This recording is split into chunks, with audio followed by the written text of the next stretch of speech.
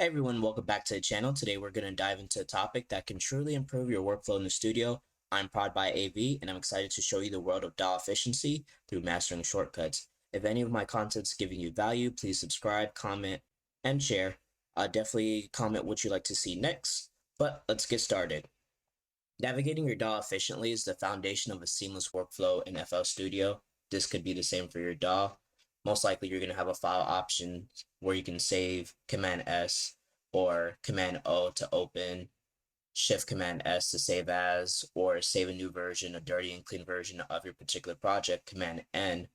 Uh, this may be the same, this may be different, all depends on what DAW you're working on, but you're going to have a file option that's going to tell you how your shortcut codes work to save in your particular DAW, right? We're going to go to the export option. So Command R for a WAV file, very important. Or if you just want the MP3, Shift Command R. Next is going to be options. There's going to be two things I like to review. I use two things only. It's going to be the audio settings and the manage plugins. Let's go into the audio settings. This is for all your routing, MIDI, if you have any MIDI controllers, you can plug that up there. The audio interfaces and how everything's routed. It's good to copy these. These are pretty much settings I copied back when I was learning how to make sure that my buffer length isn't too low. The lower it is, the more efficiently you'll be able to hear recorded audio, like vocal sings and takes like that. If you're recording an artist, things of that nature, you want to increase that during producing. Let's say if you have CPU heavy libraries, native instruments, Omnisphere, things of that nature, you're going to get that crackling sound, that really unwanted sound of just the audio overloading because of the CPU is just not enough to handle all these libraries all at once with the MIDI data. I do recommend whenever you can export out to audio. That's going to save you a lot of CPU power, especially in FL Studio. Next thing I like to look into is the backup part and the folders. The folders is just basically where all my sounds live. My MIDIs, my loops, not drum patterns, just drum sounds. The main thing out of the file, if you don't care for anything else, how to search your folders, or you just have a different way of how the folders are routed and you can view them, the backup, have this set to very frequently so that every minute or before you do something that changes your project significantly, it saves a backup that you can revert back to just in case if anything gets really messed up, you have that option to save your project and not have to redo hours of work. When I was a beginner, lost hours on end, and it's very discouraging once you think you got something really good and then you lose all that data because FL freezes or you load in a plugin that's taking forever and you have to force close, especially on Mac. It's not a fun situation to be in. The next thing I like to do is project info to see how much time I was working on a project, just to track myself if I forgot a timer. You can include your metadata, things of that nature, just to make sure that your song has everything, beat, song, whatever, has information it needs to be identified as you're the producer, artist, whoever you may be in this process. So that's pretty much it for the audio set. Lastly, tools. And the only thing I really use here, well, two things I use here, I keep forgetting. There's multiple things, but at least two things for most of these categories are switch, smart, disable for plugins. This helps saves so much CPU. It deletes any, not deletes, but it basically stops any application you have, any library, native instruments, Omnisphere, Analog Labs from using so much CPU when it's not in use. So it disables it so it's not being used. But once you play that MIDI file, it's going to skyrocket in CPU. So that's why I said always try to export any MIDI, burn it to audio so that you're saving the CPU, and you can turn off that plugin. And that's going to be a game changer to make sure that you're not going over your buffer length if your computer is not very strong. I don't run into this often, only when I'm recording in OBS. It's just CPU demanding. You have FL Studio, OBS, and anything else that you may have. The second thing I like to use is dump score log to select pattern.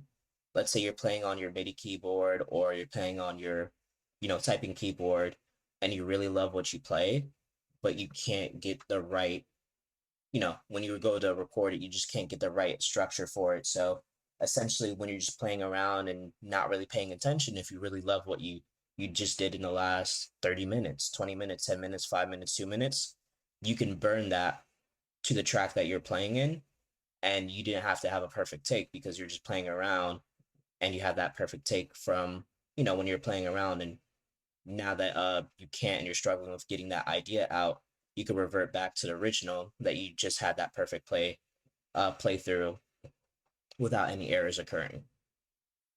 One of the most powerful ways to enhance efficiency is by creating a personal template. So this is how the FL Studio project that you open up is typically going to look. It's going to have 4 sounds on the master, fruity limiter. I think you could do better than that. So I have my own custom templates: lo-fi, trap, rap vocal, vocal mixing. Let's open up the trap one. So this already has markers of how I typically set up my beat, hook, verse, intro, sounds that I'm going to use. So these are going to be all for my instruments. I have 3 instrument slots: hi-hat, open hat, clap, snare, perk, kick, 808, things of that nature, and then a couple buses, synth, drum bus, and then a couple sends. Some of them have effects, some of them don't, but that's how I'd like to route my beat. So it's just like I have everything listed here. I don't have to think about anything. I don't have to say, oh, I missed something. Sometimes it's good to have like that blank canvas so that you can just throw things at the wall and see what sticks or not. But it's also good to have that foundation. That template is going to speed up your workflow. If you have a set way of doing things, you might as well have it set always to be how you like it. So I don't know if I mentioned this earlier, but in the audio settings under file, you can have, sorry, not file, under general, you can have your custom template set up so that every time you start up your project, this is what displays for me. So I can always start off with this, or I can move to the lo-fi depending on how I'm feeling that day, what genre I want to produce in today. I have everything set up, so I'm not wasting time. I'm not thinking about everything. I'm just loading up different plugins. I'm dropping in different sounds, and I can start working as soon as possible to get to an end result. Making a beat, making a track, making a song, whatever you do in the FL Studio DAW, your DAW personal preference, your template is going to 100% speed up how quickly you get things done. So you take less time thinking about what you need to add to a beat, more or less what quality sound, because sound selection is going to be the most important part. You hear this probably all the time with different producers and different tutorial makers in the producing space. 100% sound selection is number one. Like if you don't have good sound selection, your beat's going to be trash. If your samples aren't good, that's also going to be part of the sound selection. It's going to make your beat trash. This is just going to help speed up the flow to make sure that you're producing at a higher quality. You using high quality sounds, you're using great sound selection, and now you have a template to go by to produce things at a higher rate of speed compared to when you're first beginning. That's what my recommendation to you. So with your own template, you'll always hit the ground running with every new project, saving you time and just streamlining the creative process. So it's one thing less that you have to worry about in your creative process. So lastly, I'm going to go into the shortcuts that I particularly use for the mixer, channel rack, and the piano roll. So let's go into the channel rack first. So Control 1 is to mute and unmute. Command 1 is to solo and unsolo. This goes from 1 to 0. So you have 10 channels that you can either mute or solo and unsolo and unmute. The last thing I like to use, for example, let's do a basic 2-step. You could do Command X to cut, Command V to paste, or Command C to copy, Command V to paste again, things of that nature. That's going to help speed up your workflow if you just want to use the same pattern for a different instrument.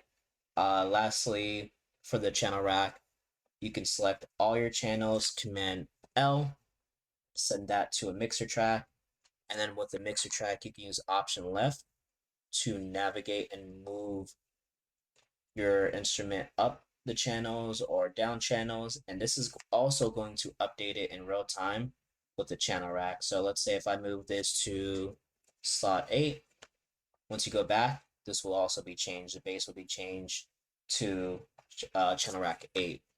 So things of that nature help speed up workflow and move things around to help you keep everything organized. And the mixer track, I mean, that's the only one I really use in particular. And then for the piano roll, let's say if we set down chord, we're gonna do Command B to latch pace, Command X to cut. We can also move this up an octave by doing Command up or down, Shift to move it up steps instead. And you could do Option R to randomize, Command Select to select everything, Option X to do the level scaling, so to move everything all up at once. The randomize is to give each its own individual velocity, so it's not this one whole bar, it gets split up into sections. Let's just do that. Command R, the randomizer, so you can see how they all split up into different velocities, so you can hear them hit um different velocities. It gives it the humanized feel instead of that robotic all hitting at the same time, same velocity, just no differences, just no movement in your beat. So those are a couple of shortcuts that I particularly use to improve my workflow and make sure everything is pretty great for me. I'm gonna leave a resource to ImageLine and also for Mac users, a shortcut code on Reddit. You can look at that. Some of them seem to have a little bit of errors in them, human errors. It's not from ImageLine, so they had to translate it and they did their best, but not all of them are perfect. It's still pretty useful nonetheless. That's why I'm going to be linking it. But that pretty much sums up everything I have to speak upon. So number one, you're going to be working on navigation, setting up templates, and then looking into your shortcut options. And then if you do have any questions or anything like that, you could definitely look into the settings of the piano roll. You can see how you do the pace, delete, nudge things, quantize, just by going into looking into these tools and seeing how to chop things, how to arpeggiate, how to strum things, things of that nature. Also, if you can, the underlining, if you can pair those with command or option, it'll bring up whatever it needs to do, how to snap it to the scale of your beat, things of that nature by using the underline. The underline paired with command, so lowercase n command, that should just snap everything to the beat, to the grid. The way it's already set up for me, I already have my snapped enable to the grid. So things of that nature is going to help you speed up your workflow. Other than that, I don't really have any much things to recap with you or go over. So there you have it. We journeyed into the world of DAW efficiency through mastering shortcuts. These tricks may seem small, but soon they'll add up to be a significant use of just time saving in the studio. So imagine what you can achieve with all that extra time. Remember, practice and integrate these shortcuts into your workflow. Once you do, trust me, it'll be a game changer. If you found this tutorial helpful, once again, just give it a thumbs up, share it with your fellow music creators. To subscribe for more tips and tricks. Thank you for joining me today. ProdByAV out.